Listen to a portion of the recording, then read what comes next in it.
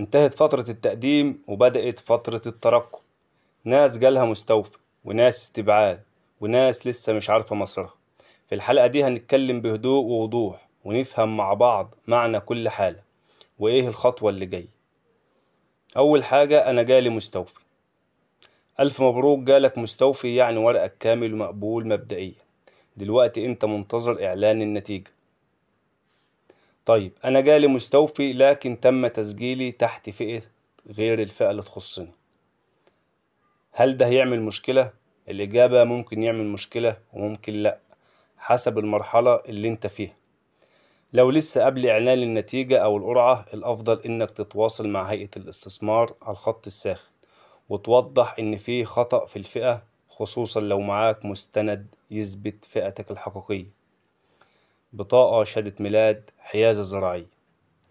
لو تم تسجيلك مثلا على فئة أبناء عموم الجمهورية وانت من مواليد سيناء أو مولود فيها، في بعض الحالات الملف بيعدي عادي، بس ممكن يأثر على فرصتك في الأولوية بالقرعة، لأن في تجمعات بيكون ليها أولوية لفئات معينة زي أبناء سينا أو أصحاب الحيازات. أما لو تم اختيارك فعلا في القرعة وكان في فرق بين الفئة اللي اتسجلت فيها والفئة الحقيقية، في الحالة دي ممكن يطلبوا تعديل أو توضيح، وساعات بيتم تحويلك للفئة الصح طالما مفيش تلاعب متعمد. طيب، لو ما جالكش مستوفي ولا استبعاد ولسه مش عارف وضعك، اتصل على الخط الساخن 16 0 35، هيبلغك بوضعك بالتفصيل.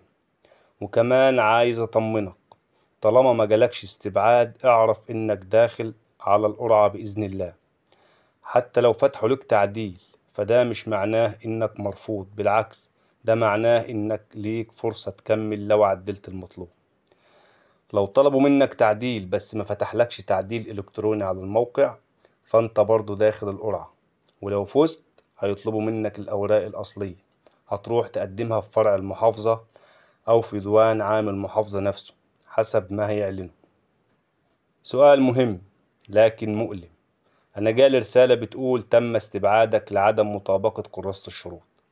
يعني إيه وليه؟ أول حاجة لازم تعرفها، اللي يقدر يجاوب على السؤال ده هو أنت، لأن الاستبعاد معناه إن في شرط من كراسة الشروط أنت خالفته، أو ورق ناقص، أو بيانات مش واضحة. الحل، ارجع بنفسك لكراسة الشروط اللي كنت مقدم عليها واقرأها بند بند، واسأل نفسك: هل أنا فعلا من الفئة اللي يحق لها التقديم؟ هل قدمت الأوراق المطلوبة كاملة؟ هل كل بياناتي كانت واضحة ومضبوطة؟ معلومة مهمة جدا ولازم ناخد بالنا منها: إجراء القرعة هيكون في هيئة الاستثمار يوم 20/7 لحد 24/7. إعلان نتيجة القرعة هيبدأ من 27/7 وهيستمر لحد 14/8. السؤال المهم: إزاي أعرف إن تم اختياري وإني فزت بالقرعة؟ أنا هقولك تجربتي الشخصية السنة اللي فاتت، وكمان هقولك إيه الطرق اللي تقدر تتبع بيها النتيجة. أول حاجة، ممكن توصلك رسالة نصية على التليفون، وده اللي حصل معايا السنة اللي فاتت. جات لي رسالة بتقول نهنئكم بالفوز في قرعة التجمعات التنموية، زي ما هي موجودة على الشاشة كده. خلي بالك، في ناس تانية مجالهاش أي رسالة ولا إيميل. فالحل الأساسي والرسمي واللي لازم تعمله حتى لو جاتلك رسالة، هو إنك تدخل بنفسك على البوابة الإلكترونية لمحافظة شمال وجنوب سيناء. هتلاقي فيها مربع بحث بسيط، كل اللي عليك إنك تكتب رقم البطاقة القومية، ولو اسمك طلع في القرعة هيظهر اسمك كامل ورقم بطاقتك والتجمع اللي فزت فيه. نصيحة مني، حتى لو وصلك إشعار على التليفون أو إيميل، ارجع تأكد من البوابة الإلكترونية، ده هي المصدر الرسمي اللي يتحدث عن النتائج أول بأول. هتلاقي رابط البوابة في وصف الفيديو تحت، احفظه وارجعوا ليه من وقت للتاني. أنا فزت في القرعة، إيه الخطوات اللي بعد كده؟ وإيه الورق اللي لازم أجهزه؟ أول حاجة، ألف مبروك فوزك في القرعة، معناه إنك مؤهل تكمل في المرحلة الجاية. وهي تسليم الأصول ومراجعة الأوراق في المحافظة أو فرعها.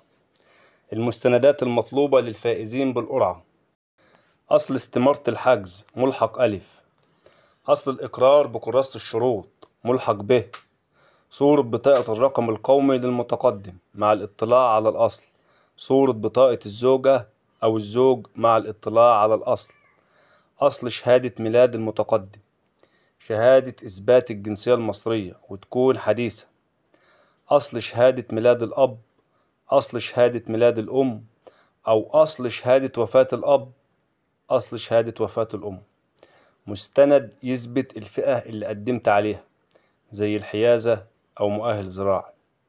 وبالنسبة للدفع، لو حضرتك مقدم في جنوب سيناء بتدفع 12,000 جنيه بالفيزا، لو مقدم في شمال سيناء بتدفع 12,000 جنيه في البنك. بعد الدفع بتاخد الإيصال وبتضيفه مع باقي الورق. نصيحة مهمة: كل شهادة أو مستند بتصوره 6 صور، يعني كل ورقة تعمل منها 6 نسخ عشان تسلمها مع الملف. ودي كانت تجربتنا السنة اللي فاتت. تابع دايما الإعلانات الرسمية عشان لو حصل أي تغيير تكون عارف. في خطوة مهمة جدا ودي خارجة عن إرادتك شوية، اسمها البحث الأمني. يعني إيه بحث أمني؟ الدولة ببساطة بتراجع وضعك القانوني، بتتأكد إن معلكش أحكام معلقة، مفيش عليك قضايا نفقة، قضايا ضرب، قضايا جنائية كبيرة، يعني القضايا العادية اللي الناس كتير ممكن تكون اتعرضت ليها. مفيش مشكلة لو اتقفلت أو اتصالح فيها، بس الدولة لازم تتأكد إن الشخص اللي هيمسك أرض في سيناء مفيش عليه شبهة قانونية تمنع التخصيص. وما حدش فينا ملاك، بس المهم إن موقفك القانوني يكون سليم وقت التخصيص. وعشان ترتاح وتكون جاهز، راجع موقفك القانوني من دلوقتي. لو في حاجة بسيطة تقدر تسويها أو تنهيها خلصت قبل ما توصل لمرحلة التخصيص. وفي نهاية حلقة اليوم بنشكر من قلبنا كل الناس اللي على الجروب، الناس اللي بترد واللي بتساعد واللي بتشارك تجربتها عشان غيرها يستفيد. بنشكر الأستاذ محمد حبيب اللي معانا على الجروب ليل نهار بيرد على أسئلة الناس بكل صبر. وبنشكر المهندس علي محمد عاطف الديري اللي شارك في إعداد الحلقة وساعدنا نوصل المعلومة بشكل واضح، وقال حتى لو ما فزتش في القرعة هروح سينا وهعمر فيها. سينا محتاجة ناس زي دي.